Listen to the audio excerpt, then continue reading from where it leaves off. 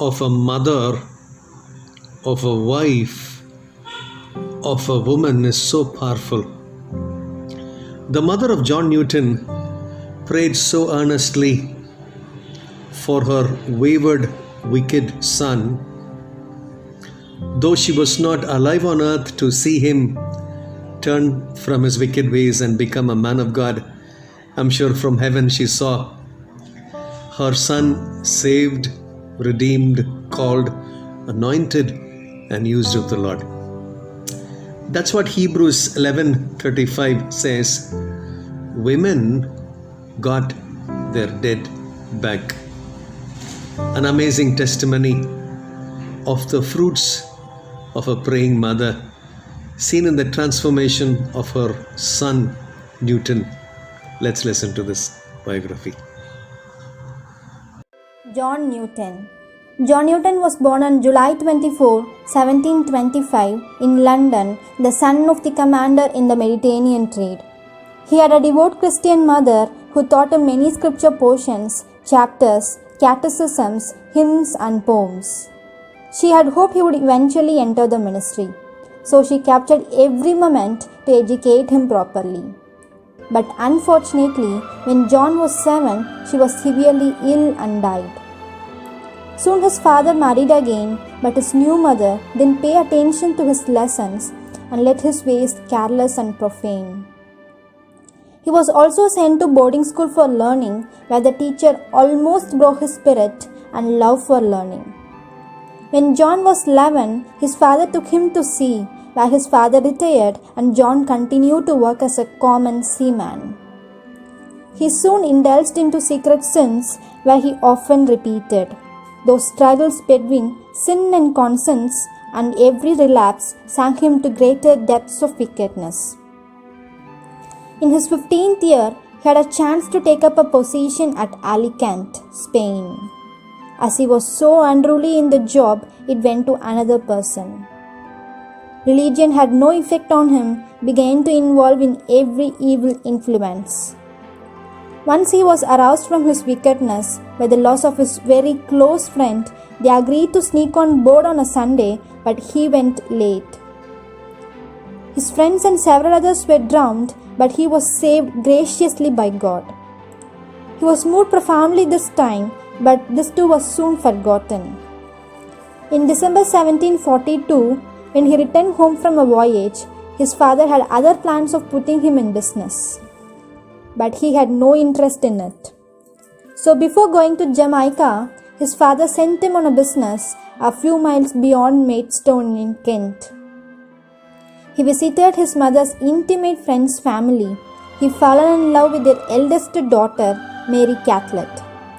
The very sight of the girl lost all his sense of religion and became deaf to any of the cautions of his conscience, and the waking thoughts followed him for 7 long years. Then he was caught by the military after another piece of foolishness on his part.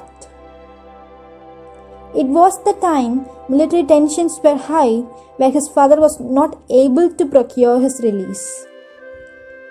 In a few days, he was transferred to the ship Harwich, where he entered new scene of life. By his father's recommendations, he was elevated to the position of midshipman by captain. But after demotion for trying to desert, he requested an exchange to a slave ship bound for Africa. The ship carried goods to Africa and traded themselves for slaves to be shipped to the colonies in the Caribbean and North America. Newton didn't get along with the crew of Pegasus. In 1745, they left him in West Africa with Amos Clow, a slave dealer. Amos Clow took Newton to the coast and gave him to his wife, Princess Pay of the Sherbro people. She abused and mistreated Newton just as much as she did her other slaves. Newton later recounted this period, I quote, "Once an infidel and libertine, a servant of slaves in West Africa. Early in 1748, he was rescued by a sea captain who had been asked by Newton's father to search for him and return to England on the merchant ship. On a homeward voyage, at age 22, Newton worked to his violent storm. His room began to flood with sea waters and he rushed towards the deck. On his way, the captain stopped him and sent him to get a knife. The man who took the place of him on his deck instantly washed away overboard to his death. Newton decided to move to pump in effort to keep the boat from sinking. While he was attempting to steer the violent storm, during the height of the storm, someone called the name of God. The sound of the holy name, even in that time, struck home Newton. The thought turned to his godly mother, who carefully thought about God and God's words. While steering the ship, he prayed, "O God, if you get me safely ashore, will serve thee forever and ever." The Lord miraculously delivered him from deep waters, and then onwards, March 21 is the day, remembers the day of conversion. He surrendered his life to God. He began to read Bible and other religious literature. By the time he reached Britain, he had accepted the doctrines of evangelical Christianity. He continued in the slave trade for time after his conversion. However, he sought for the slave under her care treated humanly. He was then opposed to slave trade strongly. In 1750, he married his childhood sweetheart, Mary Cathlet, in St. Margaret's Church, Rochester. In 1754, after a serious sickness, he gave up seafaring altogether. In 1757, he applied for the Anglican priesthood. He was only accepted and became a priest on 17th June 1764 at Olney in Buckinghamshire. He learned Greek and Latin by his self-education. In 1767, William Cowper, who worshipped in Newton's church, collaborated with John Newton on a volume of hymns. The volume included Newton's well-known hymns, "Glorious things of thee are spoken, how sweet the name of Jesus sounds, amazing grace." And also, William Wilberforce, a member of the Parliament, was encouraged by Newton in his crisis of conscience and religious conversion, while he was contemplating leaving politics. He just advised him to stay in Parliament itself and, I quote, "serve God where he was."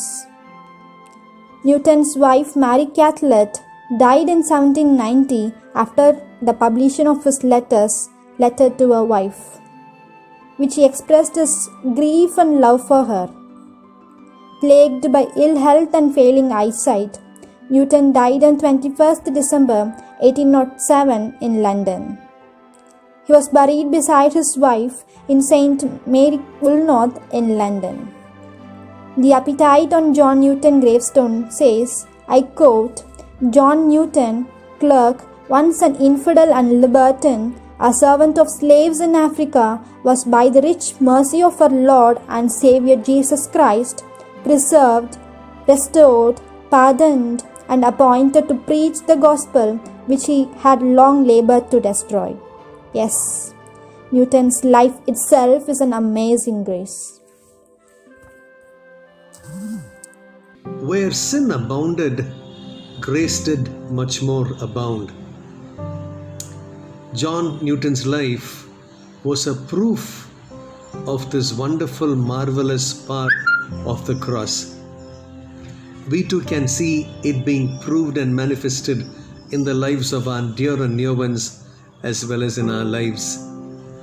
We can live as trophies of His saving grace. God bless you.